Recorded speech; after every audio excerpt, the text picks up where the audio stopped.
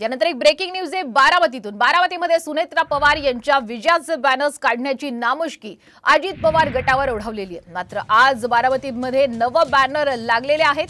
हे बॅनर आहेत अजित पवार यांचेच। निकाल काहीही लागो आमचा विठ्ठल एकच अजित दादा अशा आशाचे बॅनर्स सध्या बारामतीमध्ये पाहायला मिळतात। राष्ट्रवादी काँग्रेसचे कार्यकर्ते विशाल जाधव यांनी हा बॅनर लावलेला आहे। यातून अजित पवार यांना सहानुभूती देण्याचा प्रयत्न करण्यात आलेला आहे। बारामती शहरातल्या देसाई स्टेट या भागामध्ये हा बॅनर लावण्यात आलेला आहे।